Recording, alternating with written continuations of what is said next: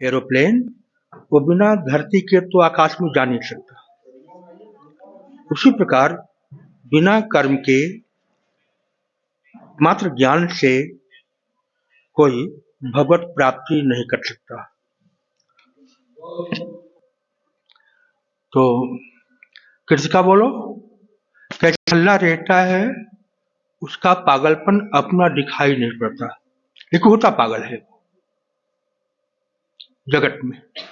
भगवान कहते हैं ये तब मेरे लिए कुछ करने के लिए नहीं है अर्जुन, तो भी मैं 24 घंटा कर्म में रहता हूं। जो मेरा स्वप्न जगत है वो भी ज्ञान के साथ है और कर्म के साथ है। कहते हैं मेरे लिए कुछ भी अप्राप्त वस्तु नहीं है जो कि प्राप्त न हो, लेकिन तो भी मैं कर्म में बरतता हूं। यथा श्रेष्ठ तत्व देवेत रोजना, जैसा श्रेष्ठ पुरुष आचरण करता है वही पीछे आने वाले लोग उसका अनुगमन करते हैं, वही करते हैं। तो इसने कहा था कि मैं पागल हो रही थी दो तीन, और लेकिन खूब झाड़ू लगाया, हॉल में बर्तन मांजा, तो पागलपन दूर हो गया। आत्मन जैसा कर्मयोगी होना चाहिए, अखंड। आज उनके शरीर की उम्र हो गई 60 वर्ष, लेकिन लगता है कि वो 30 वर्ष के युवक हैं और दिन रात कुंभ में। और सारे संत आश्चर्यचकित हैं कि दिन रात ऐसा ब्रह्मचारी सबकी सेवा करने वाला हम लोगों ने पहली बार देखा है। तो उनके जैसा सदा कर्म में वर्ताव करने वाला, विचरण करने वाला पागल नहीं हो सकता। और जो निष्कामी है तो भगवान को अति प्रिय होता है। कल तुमसे कहा या तो शादी करो, या तो कोई तुमको पिटाई करे भरपेट, तब तुम्हारा पागलपन दूर हो जाएगा। या तो 5 घंटा कम से कम तुम कर्म करो, और इसके बाद से समय में सत्संग है, स्वाध्याय है। महाराज ने पिटाई कराकर के भी ठीक किया है, यहाँ पर पिटवाया है खूब, और ठीक हो गए हैं लोग। तो अब पिटने वाले तो नहीं है, रामायण है, ये तपोभूमि है। न यहाँ कोई निठल्ला रह सकता है, न ढोंग कर सकता है। ढोंग जितना नहीं है, कोई अपने को उतना दिखाता है लोगों के बीच में, उसे ढोंगी कहते हैं। तो अभी जितने विद्वान हैं विजेंदर उतना दिखा नहीं पाते हैं। अभी तक तो भारतवर्ष में गांव लोग इनसे लाभ लिए होते, लेकिन महाराज की आज्ञा इन्होंने पालन नहीं की, क्योंकि बुद्धिमान आज्ञा जल्दी पालन नहीं करेगा, उसकी बुद्धि आड़े आ जाएगी। और एक मूर्ख आज्ञा नहीं पालन करेगा तुम्हारे जैसा।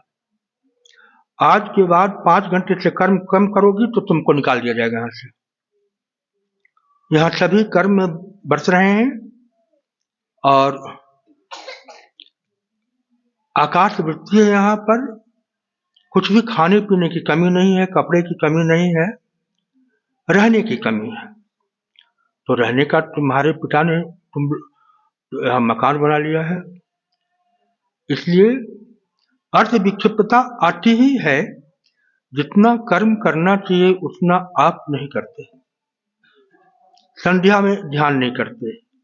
दोनों संध्याओं में कम से कम जप और ध्यान होना चाहिए, और या अखंड सवेरे से शाम तक आप जप कर सकें, अथवा ध्यान कर सकें, अथवा आत्मचिंतन कर सकें बिना खाए पिए, तब तो बात मानी जाएगी। वैसे भी 3 घंटा सवेरे बिना हिले डुले शरीर से बैठकर पद्मासन, स्वस्तिकासन, सिद्धासन के द्वारा कोई जप कर सके, ध्यान कर सके या आत्मचिंतन कर सके, और 2 घंटा शाम को, उसके लिए कोई कर्म नहीं है, स्थूल कर्म नहीं है। उसके झाड़ू लगाना, बर्तन मारना आवश्यक नहीं है। लेकिन जो ऐसा नहीं कर सकता उसके लिए तो 5 घंटा कम से कम यहाँ कर्म करना होगा, तब जाकर के बात बनेगी, ताकि विलासिता का यह केंद्र न बने। विलासिता का केंद्र जब बन जाएगा तो यहाँ तपस्या नहीं हो पाएगी। यहाँ रोगी की जगह नहीं है, यहाँ पागल की जगह नहीं है। घर में पागल हो जाए और यहाँ पर आके समय बिताइए, ये नहीं होगा। वहां घर में रोगी हो जाए और कोई पहुंचा दे यहाँ पर, ये नहीं होगा। नहीं से पागल खाना बनने देगा महाराज, न विलासिता का केंद्र बनने देगा, न धर्मशाला बनने देगा। क्योंकि जिन्होंने ये बनाया है, सर्बानंद ने अकेले ने, उन्होंने केवल तपस्या के लिए बनाया है। अतः इस बात पर ध्यान देना है। अब जिस प्रकार से वस्त्र होते हैं, महामंत्र वो एक बार करते, ये विद्वान है। विद्वान कहना नहीं मानेगा महाराज की गलती, और एक मूर्ख नहीं मानेगा। कल से चालू किया आपने? जी, कल 3:30 घंटे। हाँ ठीक है। महामंत्र को सावर तंत्र के जैसा सिद्ध करना है। जैसे कल सब फेल हो गए, 80-90 ब्रह्मचारिणी फेल हो गए, और जो गृहस्थ आश्रम में साधक हैं, साधिका हैं, वे भी फेल हो गए। केवल अभयता नहीं है, अभयता नहीं है। इस कारण से अभयता क्यों नहीं है? क्योंकि महामंत्र का मनन चिंतन निधिध्यासन नहीं किया गया। श्रवण के बाद मनन होता है, फिर चिंतन होता है, फिर निधिध्यासन होता है, फिर प्रयोग होता है। तो आप लोगों ने उसको महत्व नहीं दिया। सुन लिया जानकर पंडित हो गए हो, विद्वान हो गए। इनसे 4 दिन ये विजेंद्र यहाँ पर एक साधक के साथ, उसका अंश के साथ तर्क वितर्क करते रहे। महाराज कि आप विद्वान हैं, लेकिन महाराज किसी को विद्वान मानता ही नहीं है। क्योंकि विद्वान नहीं है महाराज, इसे नहीं, विद्वान उसे मानता है महाराज जो जैसा कह रहा है, स्वयं उसका आचरण वैसा है। भगवान का ये वचन है, सोचानंद सोचस्तम प्रज्ञावादांश भाष्य गतासून तो नान सोचंत पंडिता। जो विद्वान है और मरे जीने वालों के लिए शोक संताप नहीं करते, अथवा किसके लिए शोक संताप नहीं करते। जाति भगवान ने यहाँ से प्रारंभ कर दी ब्रह्म विद्या। महाराज ने इनसे कहा कि आप सांगु पांग रामायण पढ़िए, थोड़ा सा महाभारत पढ़िए, थोड़ा गीता पढ़िए, सांगो पांग, तो आप जैसा विद्वान फिर यहाँ कोई नहीं। यदि आप सांगो पांग पढ़ लेते हैं, फिर गुरु की आज्ञा 4 आना भी मान लेते हैं, 25 पैसा भी, तो आप विद्वान। 75 पैसा आप अपने साथ रहिए, 25 पैसा गुरु के साथ रहिए। लेकिन सांगो पांग पहले पढ़िए तो। आप सब पढ़े निश्चय को, हिटलर को, नेपोलियन को, मार्क्स को, लेनिन को, अरे वो तो महाराज पढ़ाई है। तो एक तरफ वो है, दूसरी तरफ आपका ऋषियों का साहित्य है। जब मंथन करेंगे इसका भी, तब आप सार निकाल पाएंगे दोनों का। क्योंकि उन लोगों के सिद्धांत में भी बहुत कुछ अच्छाई रहती है। उनके सिद्धांत में 100 पैसे में 25 पैसा अच्छाई रहेगी, उसको निकालना है 25 पैसे में। और आपके ऋषियों के साहित्य में 75 पैसा आपके लिए अच्छाई होगी, हम लोग के लिए 100 पैसा, 100 पैसा अच्छा है। तो यदि मंथन करते हैं आप, तो फिर दोनों का समन्वय तो करना नहीं है, लेकिन दोनों के माध्यम से आप जगत की पूजा कर सकते हैं। विद्वान अपनी लेखनी से करेगा, जैसे तुलसीदास जी ने अपनी लेखनी से किया है, व्यास जी ने अपनी लेखनी से किया है, अभी महाभारत से हुआ। और एक शंकराचार्य ने कहा, रामानुज शंकराचार्य ने, वो 15 दिन पढ़ने गए थे, बद्रीनाथ में कृष्णायन को। उन्होंने कहा कि महाराज जी हम लोग विद्वान, सारे वेद जानते हैं, पुराण जानते हैं, लेकिन जो 15 दिन में हमने कृष्णायन पढ़ा तो पता चला कि हम कुछ भी नहीं जानते। जो इसमें सिद्धांत दिया है आपने, और यथार्थ में जब तक कोई ऐसे नहीं चलेगा तब तक उसके विद्वता का कोई मूल्य नहीं है। इसलिए इस आश्रम में देखना, गणित करना है, कौन 5 घंटा सेवा कर रहा है, कौन माँ 5 घंटा सेवा कर रही, कौन 6 घंटा कर रही है। और सच बताता है महाराज, यदि बिना जप तप योग के और बिना इतना कर्म के कोई माँ भोजन बना देती है तो महाराज का स्वास्थ्य खराब हो जाता है। अभी दिल्ली में 4 दिन पहले अच्युतानंद, अभिनंद आदि ने कहा कि यार सुंदर प्रसाद बना, तो महाराज ने कहा देखना ये जहर हो जाएगा। क्यों जहर हो जाएगा?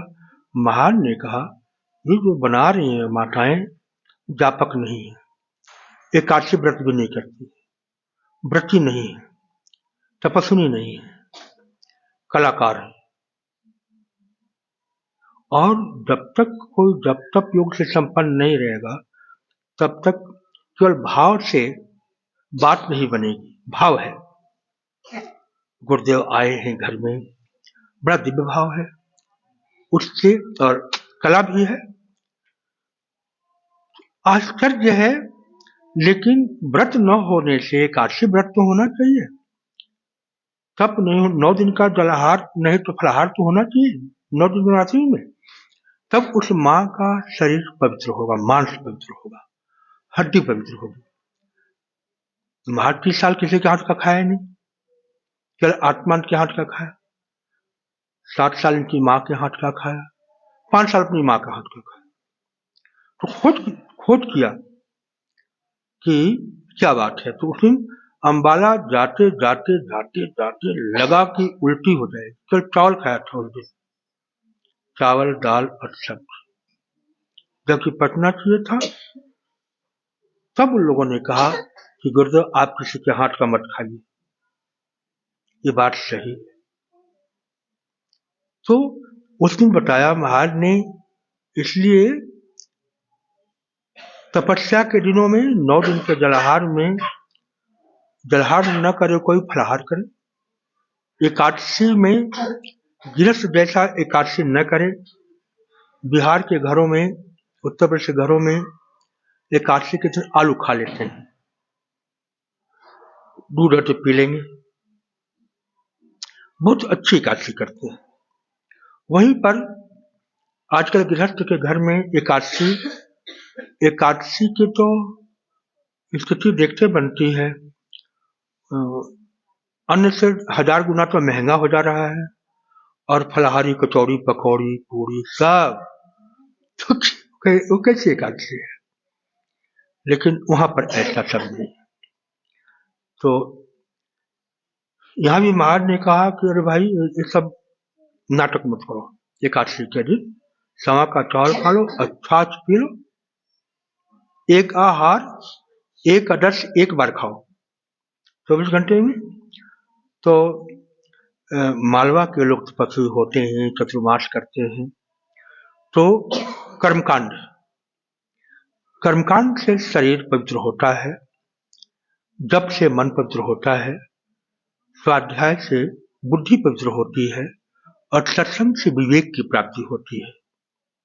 आप तो पवित्र हैं ही, लेकिन आपके पास विवेक नहीं है तो बड़ी अपवित्रता है आपके कर्म में, धर्म में, जीवन जीने में, कुछ भी में अपवित्रता है। तो महाराज चाहता है आत्मानंद जैसा सब यहाँ कर्मयोगी हों, और अभियान जैसा सेवक हो, आत्मानंद जैसा सेवक हो, और अशोकानंद जैसा ध्यानी हो। सबको ऐसा होना है। और चिंतन के प्रेमी जैसे सब लोग हैं, माधवानंद गोपालानंद आदि सर्वानंद आदि। तो लेकिन 24 घंटा चाहता है महाराज पीछा नहीं छोड़ेगा। और इस समय ठान लिया है महाराज ठान लिया है। दूसरे से ठगा जाता है तो कोई बात नहीं, इनसे ठगा गया महाराज विजेंद्र से। अभी तक दिल्ली में, ये दिल्ली के गांव-गांव में गाय का प्रचार ये नहीं कर पाए। लोकेंद्र से ठगा गया, कोई बात नहीं, ठगा गया। आगे हो सकता है कि ये काम आ सकते हैं। आप लोगों से नहीं ठगाएगा महाराज, आप लोगों को आप ठग नहीं सकते यहाँ पर। इसलिए महाराज कहता है एक एक दाने का मूल्य है यहाँ पर। आप ही आए दूध सब मांगे आए पानी, यहाँ मांगा नहीं जाता। अतः एक टुकड़े का भी यहाँ मूल्य है, क्योंकि अमृत है। उसके अनुपात में महाराज ने क्या नियम लागू किया? जितने सालों से एक माँ एक बच्ची 5 संत के बराबर रोटी बनावे, 5 संत के बराबर सेवा करे। जैसे घर में आए 5 संत आ गए तो उनके लिए झाड़ू लगाते हैं, बर्तन मांजते हैं, रोटी बनाते हैं, तब यहाँ पर शांति मिलेगी। नहीं तो सारा पुण्य सारा खत्म हो जाएगा यहाँ पर। अब पुण्य खत्म होने के बाद क्या होगा? उच्चाटन होगा, अशांति होगी घोर, और वह पाप यहां से भगा ले जाएगा। यहां महाराज किसी को भगाया नहीं आज तक, लेकिन अपने से लोग चले गए और चले जाते हैं। अब एक साधक गया, कहा कि महाराज जी यहाँ कैसे रह पाएगा कोई, इतना कठोर घेरा है, इतना कठोर घेरा है। और बीच में पागल भी हो गया था। एक स्वर्ण आश्रम का साधक आया, 3 महीने के बाद कहा गुरुदेव मैं जा रहा हूँ। क्यों भाई? कहा कि यहाँ 2 बजे से चालू हो जाता है स्नान ध्यान और रात में, और हम लोग सोचने वाले हैं 8 बजे तक स्वर्ण आश्रम में, क्योंकि वहाँ कोई पूछने वाला नहीं है। तो महाराज ने कहा यहाँ कोई पूछने वाला है क्या? तो नहीं, यहाँ पूछने वाला प्रतिबंध नहीं है, लेकिन लज्जा इतनी लज्जा लगती है कि यहाँ पर रहा नहीं जाता। अब ऐसी स्थिति आ जाएगी तब मैं आऊंगा। एक चरस पीने वाला, गांजा पीने वाला, जब शुरू में आश्रम नहीं बना था, वही गुफा थी नीचे और झोपड़ी थी 2 ऊपर, एक पहले से रहता था, तो सबको रोटी बना के खिलाता था। तो रामानंद वगैरह कहते थे इसे महाराज भगाइए, दुर्गंध फैली रहती है। तो महाराज ने कहा रोटी बना के सबको खिला देता है तब दुर्गंध नहीं फैली रहती है, सेवा मत लो इससे। अब पहला अधिकार इस संस्थान पर इसका है, क्योंकि ये लंबे साल से रह रहा है, झोला सिरता है, बेच करके अपना चरस गांजा पीता है। तो एक दिन आया 4 बजे भोर में, दूर से महाराज के साथ दूर से प्रणाम करता था कि दुर्गंध आती है मेरे शरीर से, गुरुदेव को कहीं परेशानी न हो जाए। तो कहा महाराज जी मैं जा रहा हूँ, आपकी आज्ञा चाहता हूँ गंगोत्री। क्यों? कहा कि आपकी सेवा के योग्य में नहीं, आपने 2 साल हो गए कभी भी मेरे से घृणा नहीं की, सब लोग भगाना चाहते थे लेकिन आपने मुझे शरण दी। यह शोभा नहीं दे रहा है, मेरे द्वारा जो कृत्य हो रहा है ये यहाँ के लिए कलंक है। आप ऐसी कृपा करें कि आपके योग्य बन के आऊंगे। गंगोत्री गया, 2 साल में आया, सब कुछ छूट गया था, उसे फिर संन्यास दिया। अब वो नेपाल में है, जंगल में। तो यह स्थान एकमात्र साधना स्थली है। जब भारतवर्ष का जो गृहस्थ आश्रम है वो भी तपोभूमि है। कर्म भूमि के साथ साथ धर्म क्षेत्र, कुरुक्षेत्र, समवेत आयुष्य, ये धर्म भूमि है भारतवर्ष। और इसमें कुरुभूमि में, कुरुक्षेत्र में युद्ध के लिए आमने सामने कौरव पांडव खड़े हैं। उनकी स्थिति को तुम बताओ। तो धृतराष्ट्र जैसा भी जो महा अंधकार से इसका चित्त आच्छादित है, वो भी कह रहा है कि इस धर्म भूमि में, भारत भूमि को नहीं कह रहे, इस धर्म भूमि, यहाँ गांव गांव में स्थित पाए जाते हैं, झोपड़ी से लेकर महल तक माताएं भी और पुरुष भी पाए जाते हैं। कोई कर्मयोगी होता है, कोई ज्ञान योगी होता है, कोई जप योगी होता है। इस गांव गांव में है यहाँ पर। तो इस धर्म भूमि के अंतर्गत यहाँ तो भगवान श्री राम एक बाण से राक्षस राज रावण का गला काट देते हैं, वध कर देते हैं, लेकिन वध नहीं होता। एक सिर के बदले हजारों सिर वहां खड़े हो जाते हैं। कहते हैं यह वैसा ही हो रहा है जैसे तीर्थ का छोटा पाप बहुत बड़ा पाप बन जाता है, हजारों गुना पाप बढ़ जाता है।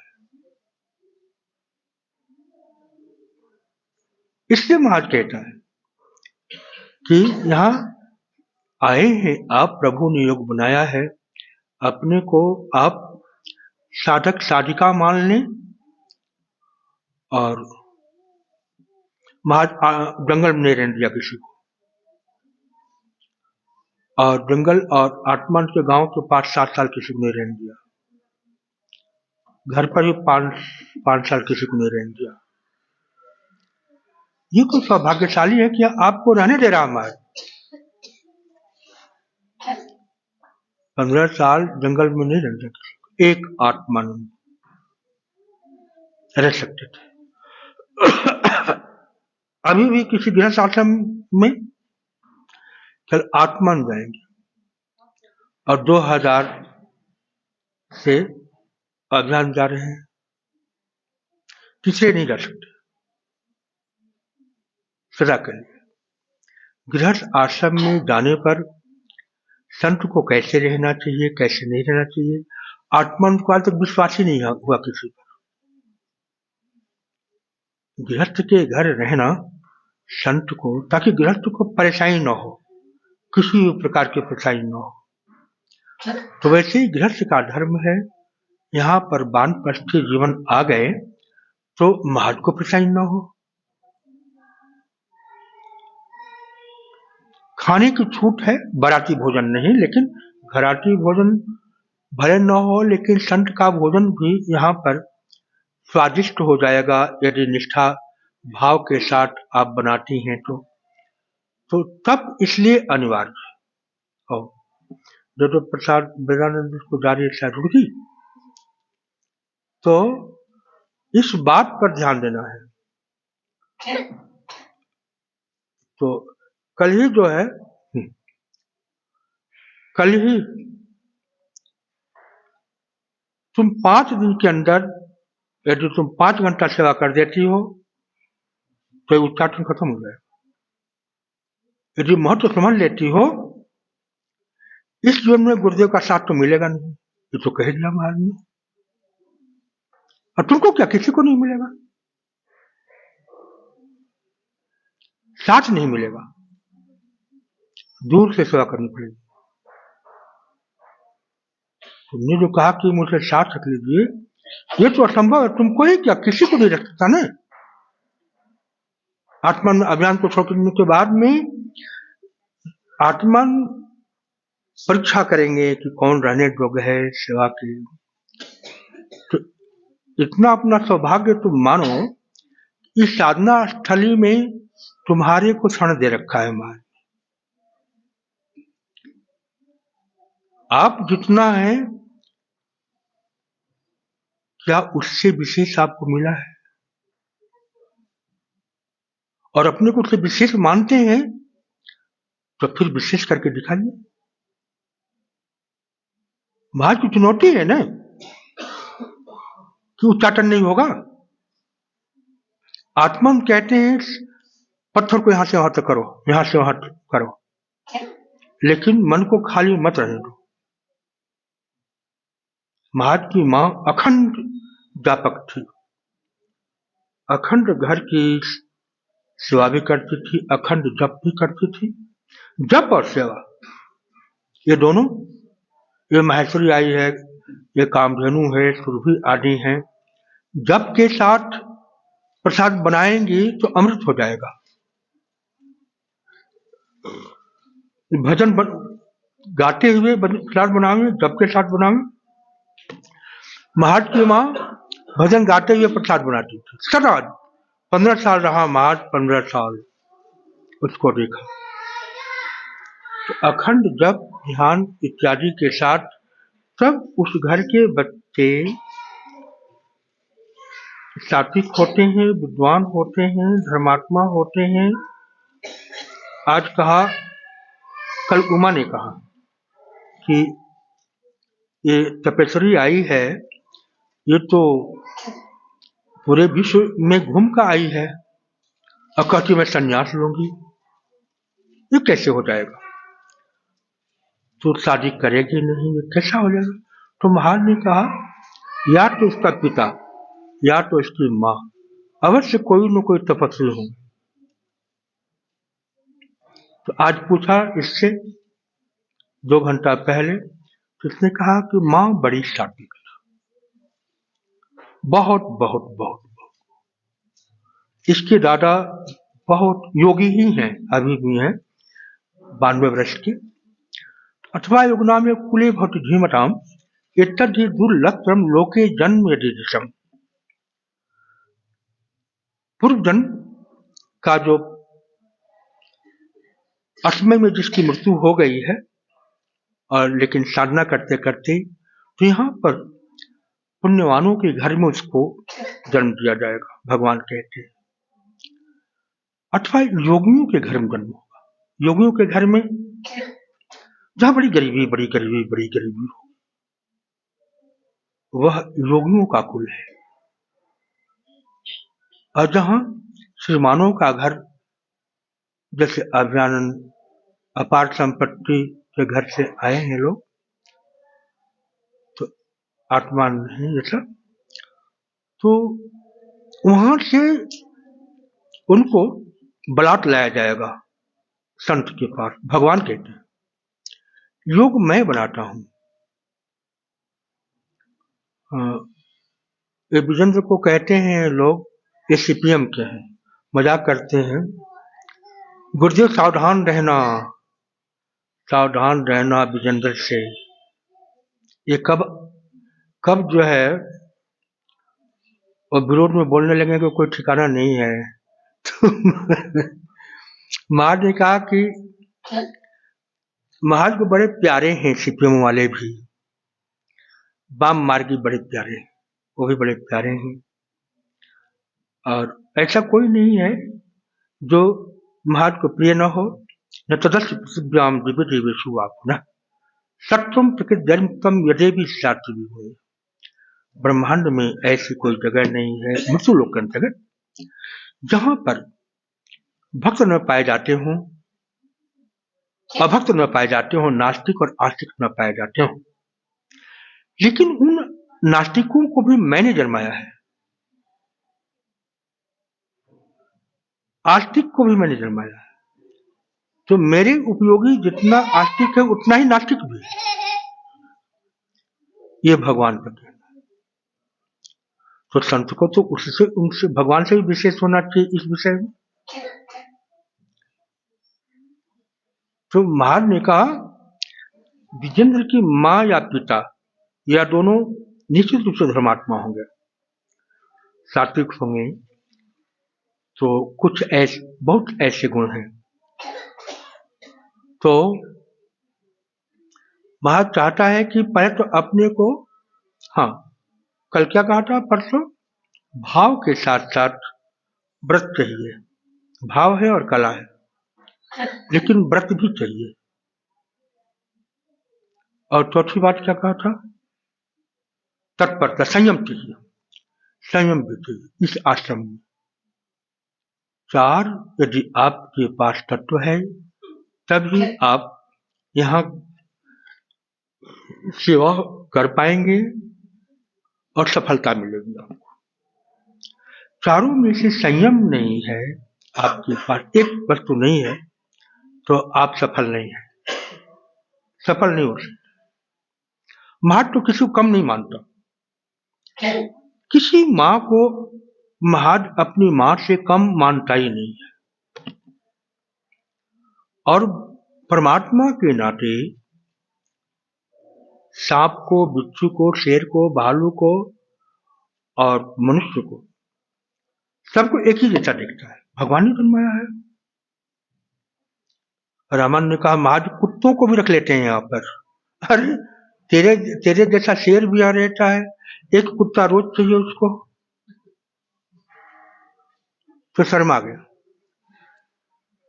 महाज ने कहा आके तो देखो महाज के पट पर क्यों रखता है। भगवान ने काक हुई पिक बकऊ मरा लो। सत्संग की ऐसी महिमा है कि आते ही जो कौवे का स्वभाव वाला है वो बगुला का स्वभाव वाला हो जाए, जो बगुला का स्वभाव वाला है वो हंस का स्वभाव वाला हो जाए। ये है सत्संग की महिमा। तो महाज के सत्संग पर विश्वास नहीं होगा तब न कुत्ते को नहीं रखेगा यहाँ पर, कौवे को यहाँ नहीं रखेगा। और फिर किसी ही माँ को अपनी माँ से कम मान लेगा तब तो नहीं रखेगा। प्रहलाद और ध्रुव आदि से कम मान लेगा किसी को भी तब तो नहीं रखेगा। इसलिए महाज पूरा मूल्यांकन करता है आपका। आप बड़े मूल्यवान हैं, बहुत मूल्यवान, बहुत मूल्यवान, बहुत मूल्यवान।